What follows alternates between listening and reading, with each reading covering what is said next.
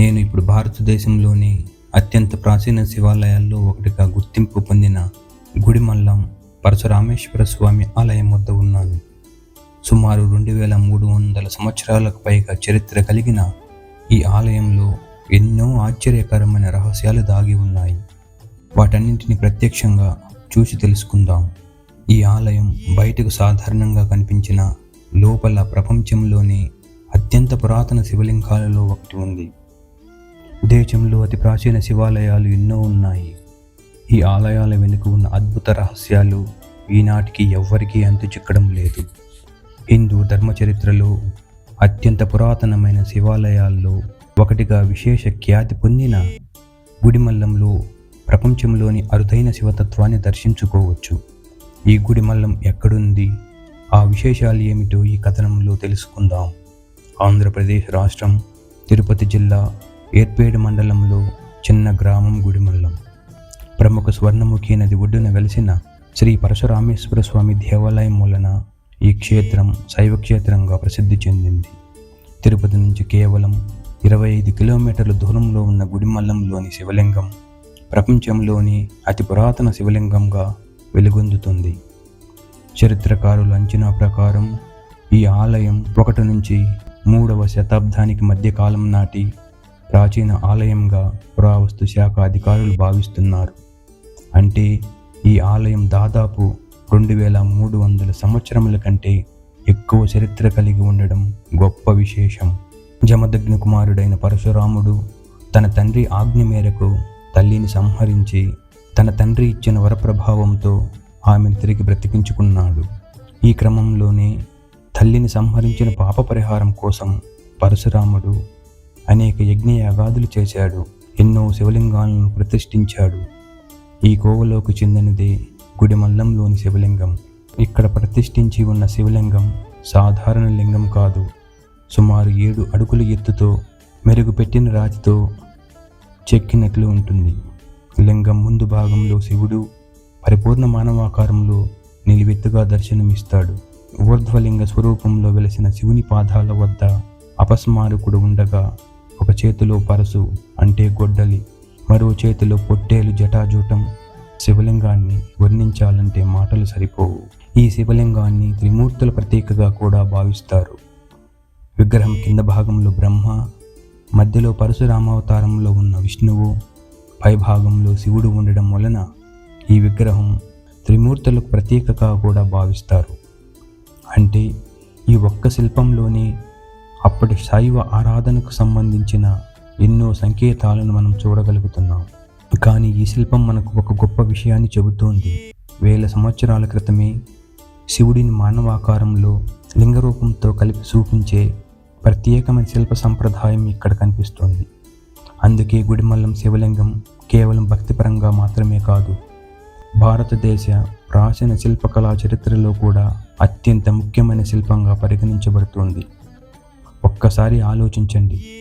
ఈ శిల్పం తయారైన కాలం నుంచి ఇప్పటికి ఎన్నో తరాలు మారిపోయాయి, ఎన్నో రాజ్యాలు వచ్చాయి, వెళ్ళిపోయాయి. కానీ ఈ శివలింగం మాత్రం ఇప్పటికీ పూజలు అందుకుంటూనే ఉంది.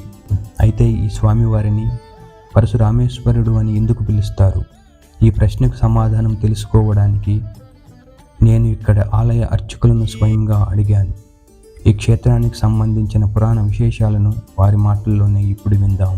బ్రహ్మరూపాయ మర్దిని విష్ణురూపిణి శీఘ్రస్యానం శివరూపాయ అనేటువంటి కార్తీక పురాణం ప్రకారంగా గురు బ్రహ్మ గురు విష్ణు గురుదేవో మహేశ్వర గురు సాక్షాత్ పరబ్రహ్మ తస్మై శ్రీ గురవే నమః అనేటువంటి శ్లోకానికి నిజమైనటువంటి తత్వంతో కూడుకున్న ఏకైక శివలింగ క్షేత్రం. ఇక్కడ స్వామివారి యొక్క విగ్రహంలో త్రిమూర్తులు దర్శనమిస్తారు. స్వామివారి యొక్క విగ్రహంలో కింద ఉన్నది బ్రహ్మ, యక్షునిక అవతారంలో ఉంటారు. మధ్యలో ఉన్నది మహావిష్ణువు, దశావతారాలు ఒకటైన పరశురామ అవతారం. పైభాగంలో ఉన్నది ఈశ్వరుడు, మానవుని యొక్క పురుషలింగాకారం. బ్రహ్మ విష్ణు మహేశ్వరుడు త్రిమూర్తులు ఏకశిలలో స్వయంభుగా ఉన్నారు. ఇక్కడ దేవాలయం కూడా 2600 సంవత్సరాల కన్నా పురాతనమైనటువంటి దేవాలయం. మన భారతదేశంలోనే మొట్టమొదటి శివాలయం. గుడి బయటికి వెళ్ళి గుడి గోపురం చూసిన, గుడి లోపల గర్భాలయం చూసిన, ఏనుగు కూర్చున్నప్పుడు వెనకాల భాగం ఏ విధంగా ఉంటుందో గజపృష్ఠ ఆకారం అనేది కలిగి ఉంటుంది. ప్రతి 60 సంవత్సరములకు ఒకసారి దక్షిణ కైలాసం కాళహస్తి స్వర్ణముఖి నది భూగర్భ మార్గం గుండా జలమొచ్చి నేరుగా స్వామివారికి అభిషేకం ఇక్కడ విశేషంగా ఉంది. సృష్టి స్థితి లయకారకులు ముగ్గురు ఏకశిలలో స్వయంపుగా ఉన్నారు. ఇక్కడ స్వామివారు కూడా పల్లాంలో కిందకి ఉన్నారు కనుక గుడి పల్లం, అది కాలక్రమేణా గుడిమల్లాం కింద మారింది. ఈశ్వరుడు పరశురాముడు కలిసి ఉన్నారు కనుక పరశురామేశ్వర క్షేత్రం అంటారు దేవాలయం యొక్క పేరు. స్వామివారు కూడా స్వయంభూ నవపాషాణ విగ్రహం. నవ అంటే 9, పాష అంటే విష పదార్థాలు. 9 రకాల ఆరోగ్యకరమైనటువంటి విష పదార్థాలతో కూడుకున్న ముదురు కాఫీ రంగులో ఉంటుంది స్వామివారి యొక్క విగ్రహం. స్వామివారు కూడా స్వయంభూ. ఇప్పుడు మన పరమ స్వామి అర్చకులు ఈ ఆలయం యొక్క స్థల పురాణం గురించి చెప్పడం జరిగింది. ఆలయ అర్చకులు చెప్పిన ఈ పురాణ విశేషాలు విన్న తర్వాత గుడిమల్లం క్షేత్రం వెనుక ఉన్న ఆధ్యాత్మికత భావన మనకు మరింత స్పష్టంగా అర్థమవుతుంది. పురాణం ఒకవైపు, చరిత్ర మరోవైపు.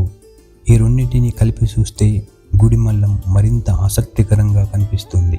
గుడిమల్లం దేవాలయ గర్భగుడి గుర్రపనాల ఆకారంలో నిర్మించి ఉంది. ఈ నిర్మాణ శైలి భారతదేశంలో కేవలం కొన్ని పురాతన దేవాలయాల్లో మాత్రమే కనిపిస్తుంది. పల్లవులు, చోళులు, విజయనగర రాజులు ఈ ఆలయాన్ని విస్తరించారు. ప్రస్తుతం ఈ దేవాలయం పురావస్తు శాఖ ఆధ్వర్యంలో ఉంది. పురావస్తు శాస్త్రవేత్తలు కూడా దీనిని ఎంతో ప్రత్యేకంగా భావించారు. ఇప్పుడు మనం ఆలయంలోని అత్యంత పవిత్రమైన ప్రాంతం దగ్గర ఉన్నాం. ఇక్కడ ఉన్న శివలింగం సాధారణ శివలింగం కాదు. దీని రూపం, చెక్కిన విధానం, చరిత్ర ఇవన్నీ చాలా ప్రత్యేకమైనవి. ఈ రాతి శిల్పాలను గమనించండి. ఇవి వేల సంవత్సరాల క్రితం చెక్కబడిన ఇప్పటికీ అద్భుతంగా కనిపిస్తున్నాయి. ఒక్కసారి ఈ శివలింగాన్ని చూస్తే మనకు కనిపించేది ఒక సాధారణ శివలింగమే. కానీ ఇది సాధారణ శివలింగం కాదు. వేల సంవత్సరాల చరిత్రకు సాక్ష్యంగా నిలిచిన ఈ శివలింగం ఇప్పటికీ పూజలు అందుకుంటుంది. ఇక్కడ ఉన్న పరశురామేశ్వర స్వామి గురించి ఎన్నో పురాణ కథలు, స్థానిక విశ్వాసాలు ఉన్నాయి. అసలు ఈ శివలింగం ప్రత్యేకత ఏమిటి? పరశురాముడికి ఈ క్షేత్రంతో ఉన్న సంబంధం ఏమిటి? ఇంత పురాతనమైన శివలింగం ఇప్పటికీ ఎలా మన కళ్ళ ముందు ఉంది?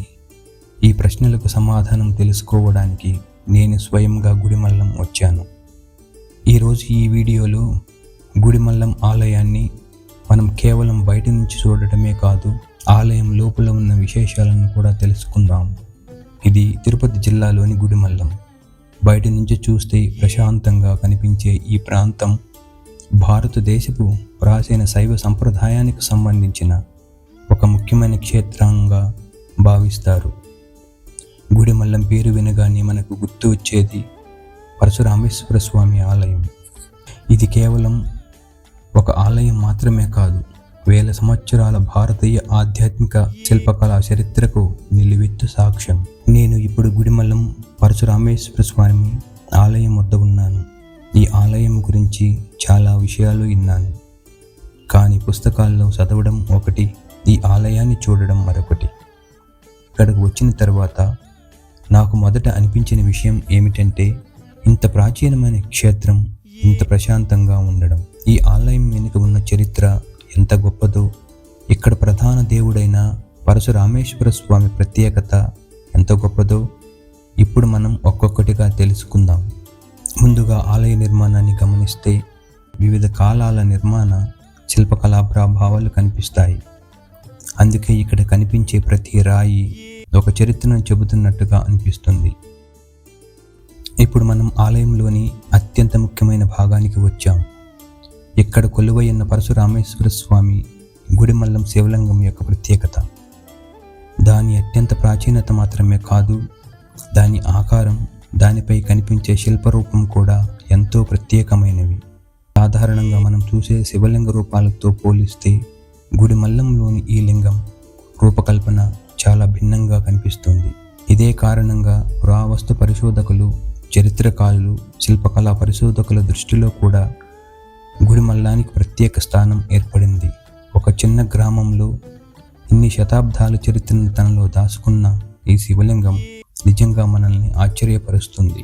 ఈ ఆలయంలో నడుస్తూ ఉంటే మన కళ్ళ ముందు కనిపించేది కేవలం రాళ్ళు కాదు, వేల సంవత్సరాల క్రితం జీవించిన మనుషుల కళాత్మకత, వారి శిల్ప నైపుణ్యం, వారి ఆధ్యాత్మిక ఆలోచన అన్నీ ఈ రాళ్ళలోనే కనిపిస్తాయి. అందుకే గుడిమల్లం పేరు చరిత్ర, పురావస్తు పరిశోధన, శైవ భక్తి ఈ మూడింటితోనూ అనుసంధానమై ఉంటుంది. నిజం చెప్పాలంటే గుడిమల్లం వీడియో చేయాలనుకున్నప్పుడు ఇక్కడకు వచ్చి షూట్ చేయడం నాకు ఒక ప్రత్యేకమైన అనుభవంగా అనిపించింది. ఎందుకంటే ఇంత పురాతనమైన శివలింగం ముందు నిలబడి చూస్తే మన చరిత్ర గురించి మాత్రమే కాదు, మన పూర్వీకులు ఎంత గొప్ప సాంప్రదాయాన్ని మనకు అందించారో కూడా గుర్తుకు వస్తుంది. వేల సంవత్సరాలు గడిచాయి, ఎన్నో రాజ్యాలు వచ్చాయి, ఎన్నో తరాలు మారిపోయాయి, కానీ ఇక్కడ స్వామివారి పూజ మాత్రం కొనసాగుతూనే ఉంది.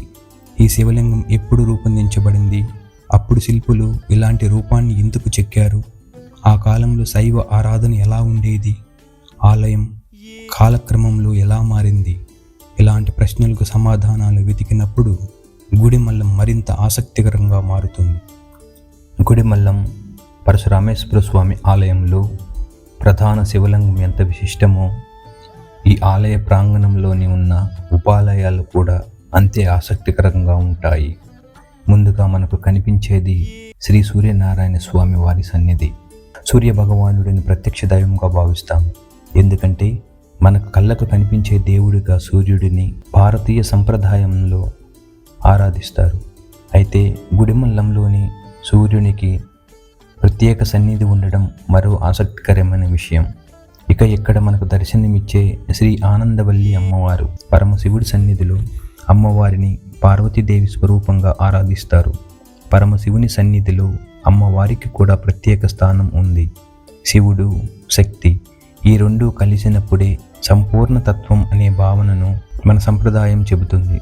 అందుకే పరశురామేశ్వర స్వామి వారి దర్శనంతో పాటు ఆనందవల్లి అమ్మవారి దర్శనాన్ని కూడా భక్తి శ్రద్ధలతో చేసుకుంటారు. ఇక మరో ముఖ్యమైన సన్నిధి శ్రీవల్లి దేవసేన సమేత సుబ్రహ్మణ్య స్వామి వారు. శైవ క్షేత్రంలో సుబ్రహ్మణ్య స్వామికి ప్రత్యేక సన్నిధి ఉండటం, పరమశివుడి కుమారుడైన సుబ్రహ్మణ్య స్వామిని భక్తులు ఆరాధిస్తారు. గుడిమల్లం అంటే కేవలం ఒక ప్రాచీన శివలింగం ఉన్న ఆలయం మాత్రమే కాదు. ఇక్కడ పరశురామేశ్వర స్వామి వారు, ఆనందవల్లి అమ్మవారు, సూర్యనారాయణ స్వామి వారు, శ్రీవల్లి దేవసేన సమేత సుబ్రహ్మణ్య స్వామి వారు. ఈ ఆలయ ప్రాంగణం ఎంతో ప్రత్యేకంగా కనిపిస్తుంది. ఆలయంలోని ప్రతి సన్నిధిని, ప్రతి శిల్పాన్ని, ప్రతి నిర్మాణాన్ని గమనిస్తే మనకు తెలియని ఎన్నో విషయాలు తెలుస్తాయి. గుడిమల్లం పరశురామేశ్వర స్వామి సన్నిధిలో ఈ పవిత్రమైన దర్శనాన్ని మనసారా స్వీకరించి మన అందరికీ మంచి జరగాలని ఆ పరమశివుడిని ప్రార్థిద్దాం. ఓం నమః శివాయ.